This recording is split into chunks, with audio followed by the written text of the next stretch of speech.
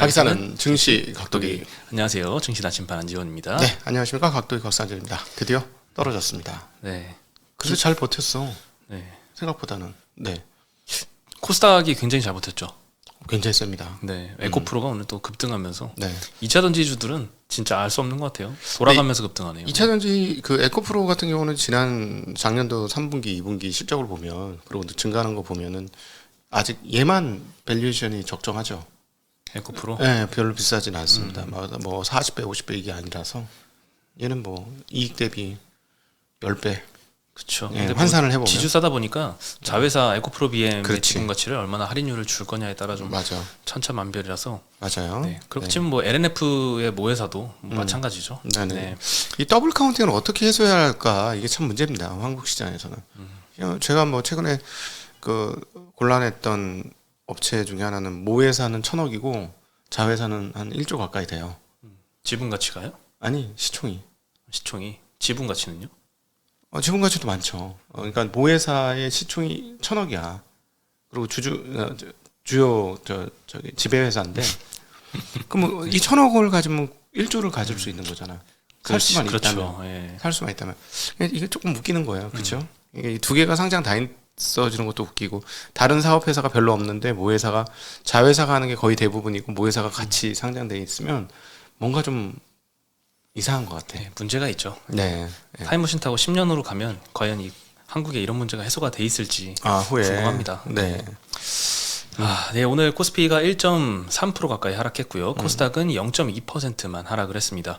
네, 파월의 긴축 발언 이후에 국고채 금리가 좀 많이 튀더라고요. 네. 네, 환율도 1,321.4원으로 마감하면서 뭐 전일 대비 1.7%나 급등을 했습니다. 네, 아시아 증시는 뭐 크게 뭐 떨어지거나 우리만 좀 많이 떨어진 것 같아요. 네. 홍콩이 좀 많이 떨어졌고요. 네, 오늘 업종별로는 섬유의복이 FNF가 1%대 상승을 하면서 섬유의복 1등을 했고요. 비금속 광물 섹터도 포스코 케미칼이 1% 상승. 기계 섹터에서도 두산밥켓이 증권사가 이제 보유한 물량을 블록딜로 이제 매각을 한다라는 소식이 전해지면서 오버행 해소라고 KB증권에서 목표가를 40% 이상 상향을 시켰습니다. 네. 그 덕분에 두산밥켓이 거의 6% 가까이 상승을 했고요. 원전 관련주 한신기계, 두산에너빌리티 3%대, 1%대 상승하면서 네. 업종 상위권을 기록을 했습니다. 제일 많이 떨어졌던 거는 오늘 화학 섹터. 예. 화학 섹터 안에서도 이게 뭐 2차 전지 관련주도 있고요. 정말 그냥 화학주들도 있고 뭐 화장품 회사들도 있고 뭐 다양한데 전반적으로 다 떨어졌습니다. 막 3에서 5%씩 전반적으로 다 하락을 했고요. 철강금속 섹터도 요즘에 좀 조정을 좀 받고 있네요. 중국의 그 전인대 개막 이후로 좀 계속 조정이 이어지고 있습니다. 네. 현대제철, 포스코홀딩스가 1, 2%대 하락을 했고요. 고려아연은 5%대 하락했네요. 서비스 업종도 오늘 뭐 금리가 올라가니까 좀 많이 떨어질 거라고 예상은 됐죠. 네. 롯데정보통신, 하이브, SK바이오팜, 롯데관광개발, 네이버 카카오, CGV 다 3에서 6%씩 네. 하락을 했습니다. 예. 네, 오늘 긴축 발언 아침에도 전해드렸지만 짧게만 말씀드리면 이 파월 의장이 물가와 고용 지표가 굉장히 좋아서 금리 인상폭을 다시 높일 준비가 돼 있다라고 언급하면서 시장에서는 3월에 25bp가 아니라 50bp 올릴 수도 있겠네라는 인식을 시작을 했습니다. 네, 그게 페드와치에서 반영이 많이 됐는데요. 3월 FOMC에서 50bp로 인상할 확률이 원래는 31%였는데 파월 발언 이후로 73%까지 급등을 했습니다. 뭐 거의 50bp 한다라고 봐야 될 것 같은 수준의 높은 확률인데요. 그러면 기준금리 상단이 5.25가 됩니다. 그리고 25bp 인상 확률은 원래 그 전에 한 70% 됐었는데 이번에 26%로 감소를 많이 하게 됐고요. 만약에 이렇게 50bp 인상하게 되면 한국과의 금리 격차가 1.75%가 됩니다. 네. 예전에 2000년도에 한국과 미국과의 금리 격차가 제일 컸었는데 그때가 1.5%포인트 차이였거든요. 이번에 이제 50bp 인상하면 1.75로 역대 최고치 차이를 보이겠네요. 근데 50bp를 기정사실하는 분위기인데 저는 아직 기정사실화 못 하겠는데요. 네. 여전히 25bp 확률이 높을 것 같습니다. 저는 여전히. 네. 네. 만약에 50bp 하면 한국은행은 계속 동결기조 갈 수 있을까요? 만약에 이제 수입 물가가 너무 올라서 이 환율 달러 강세 이런 게 나타나면서 그러면은 네. 위에 상단을 열어놓긴 했으니까 3개월 보고 하겠다고 했거든요. 네. 네, 그러니까 열려 있다고 보긴 해야 되겠죠. 네. 네, 뭐 금리 인상이 어디가 끝일지 계속 지속이 되고 있습니다. 네. 네, 그래서 지금 뭐 3월 달에 50bp, 5월에 25bp, 6월에 25bp, 7월에 마지막으로 25bp 또 인상할 확률도 어느 정도 반영이 되고는 있어요. 그래서 네. 기준금리 6%를 볼 확률도 한 30%대는 좀 올라간 것 같습니다. 아직까지는 그래도 5.75가 제일 가능성으로는 제일 높은 수준이긴 합니다. 예를 들어서 인플레이션이 잘 안 떨어져서 인플레이션이 4% 떨어져요. 4%까지. 네. 그러면은 6%까지 금리를 올릴 필요가 있을까? 저는 없을 것 같은데요. 실질 금리가 이제 플러스가 되는 개념이잖아요. 네. 일단 그렇게 되면 굳이 뭐 그렇게 안 올릴 것 같은데 지금 조금 왜 그런지 모르겠는데 인플레이션이 우리가 생각보다 엄청나게 높을 거라는 걸 우리가 모르고 있으면은 우리가 틀린 거고요. 네, 실제로 저희가 그동안에 계산한 거대로 인플레이션이 좀 슬슬 내려온다라고 생각하면 그래서 만에 하나 뭐 4%대 초반까지 내려온다고 하면 시장이 지금 조금 오버한 거고 그렇게 정리할 수 있을 것 같습니다. 일단 당면한 한 여름까지는 올해 중순까지는 물가가 계속 YOY로는 전년 대비로는 계속 떨어질 걸로 보이는데 그 연말 쪽으로 가면은 다시 또 이렇게 올라가거든요. YOY로. 네, 전 월 대비해서 0.4%씩 계속 상승한다라고 가정을 하면 그래도 이렇게 쭉 전년 대비로 숫자로는 여름까지는 떨어지는데 네. 그 이후에 다시 상승하는 모습을 보여서 상당히 올해 말에는 조금 지금보다는 조금 긴축적인 우려가 조금 생각보다는 더 오래 갈 수도 있을 것 같다는 생각도 듭니다. 네. 네. 그리고 오늘 DB 하이텍 와 요거 6개월 만에 다시 공시를 하네요. 그때 6개월 전에는 이제 물적 분할을 공시를 한 건 아니고요. 그때 당시에 이제 물적 분할을 고려한다라는 보도가 많이 나오면서 주주들이 엄청나게 반대를 했습니다. 네. 무슨 물적 분할이냐. 그래서 철회한다라고 조회 공시 요구에 답변을 했거든요. 그로부터 6개월이 지났는데 어제 다시 물적 분할한다라고 저녁에 공시가 났습니다. 일단 물적 분할 계획은 이제 패밀리스하고 파운드리 이 두 가지 사업부를 다 병행을 하고 있었는데 아무래도 DB하이텍은 파운드리가 주력이죠. 그래서 비주력 사업인 패밀리스를 담당하는 부서를 DB 패밀리스로 물적 분할해서 밑으로 자회사로 만들려는 분할입니다. 이 설계 사업을 병행할 때에는 파운드리 고객사가 기술 유출을 우려하는 등의 이해상충 문제가 있다. 이를 해결하기 위한 분할 시도다라고 해명을 했습니다. 네. 근데 이거를 뭐 딴 데다 파는 것도 아니고 지분 100% 그래도 갖고 있는데 고객사 입장에서는 이해상충 문제가 이걸로 해결이 될지는 조금 의문이지만 어쨌든 회사에서는 그렇게 설명을 하고 있고요. 그리고 또 한 가지는 이제 물적 분할하는 거를 주주들이 반대하는 이유는 그 이후에 IPO 하거나 이런 걸 걱정해서인데 그거는 하지 않겠다라고 일단 언급은 했습니다. 그래서 포스코홀딩스처럼 이 약속만 지켜진다면 물적 분할한 이후에 주가는 또 그거와 상관없이 또 그냥 펀더멘탈을 반영을 하지 않을까 생각도 듭니다. 주주총회도 통과를 이제 해야 되는데요. 문제는 이제 대주주 지분이 한 17%대밖에 안 됩니다. 네. 3월 말 정기주총에서 특별 결의를 거쳐서 확정이 돼야 되는데 출석 주주의 3분의 2 이상 동의가 필요합니다. 지금 국민연금이 한 8%대 갖고 있고 나머지는 소액주주라서 소액주주 지분만 75% 정도 됩니다. 그래서 이 전자투표도 이번에 가능한데 이 전자투표에서 소액주주들이 어떻게 결의를 할 거냐 영향을 많이 미치고 있습니다. 네, 소액주주 연대는 또 이 물적 분할 반대를 하는 것 같아요. 네. 그리고 또 한 가지 좀 특이했던 거는 제가 이렇게 공시를 보니까 매수 청구권 행사를 하는데 어제 종가가 45,000원 정도였는데 네. 매수 청구권 가격이 46,500원 가까이 되더라고요. 그러니까 어제 종가 대비 높은 가격에 물적 분할 반대하면 더 높은 가격에 팔게 해줄게 라는 조건이 포함이 돼 있었습니다. 네. 네. 다만 주주 확정 기준일이 전년도 말이라서 12월 말일 기준으로 주식을 갖고 있어야 요 행사를 할 수가 있고요. 근데 오늘 주가가 17%나 급등을 했습니다. 반도체들 좀 오늘 다 폭락하는 중에. 네, 그래서 이거 왜 오를까라고 저도 좀 의문이 있었거든요. 네. 근데 일단 다른 거하고 좀 다른 점은 이제 LG 화학이 우리에게 물적 분할이라는 건 굉장히 안 좋은 거다라는 이미지를 심어줬잖아요. 그쵸. 그게 아주 핵심 사업인 LG 에너지 솔루션이란 배터리 사업부를 자회사로 거죠. 밑으로 내렸죠. 네. 근데 요거는 조금 구조가 반대예요. 핵심 사업부는 그대로 두고 비핵심 사업부를 자회사로 내리는 겁니다. 네. 네, 그래서 혹시나 이 비핵심 사업부를 자회사에 내려고 이거를 나중에 IPO를 하더라도 파운드리 사업부가 주니까 이 LG화학과는 조금 그것보다는 좀 우려할 만한 게 좀 적지 않을까 이런 생각도 좀 들고요. 그리고 이번에 물적 분할은 조금 소문이 미리 퍼진 것도 같아요. 왜냐하면 공매도 잔고가 좀 사전에 좀 많이 늘더라고요.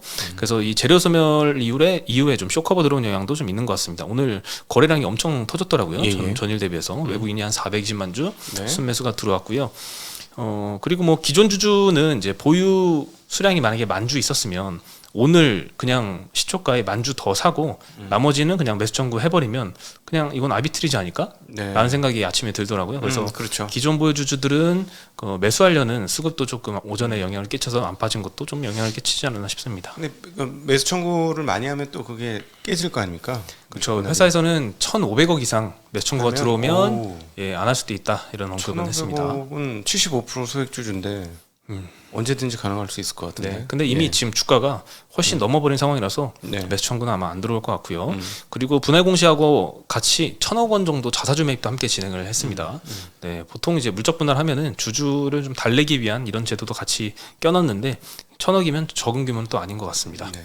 네, 그리고 또 한 가지 사항은 예전에 이제 우선주들 상장 주식 수가 20만 주가 안 되면 관리 종목 들어갔다가 또 반기 후에도 안 되면 상장 폐지된다고 했는데 DB하이텍 우선주도 발행 주식 수가 11만 주밖에 안 되더라고요. 그래서 작년 말 기준으로 이미 관리 종목이 지정이 됐고 올해 주총에서 이 추가 발행이 안 되면 반기 6월 말 기준으로 상장 폐지가 될 예정인데 주주총회 그 모집 공고가 떴는데 주주 그 안건에 이 우선주 관련한 추가 발행 관련된 안건이 없더라고요. 예. 그래서 요거는 이제 이대로 가면 상장 폐지될 가능성이 좀 있어 보입니다.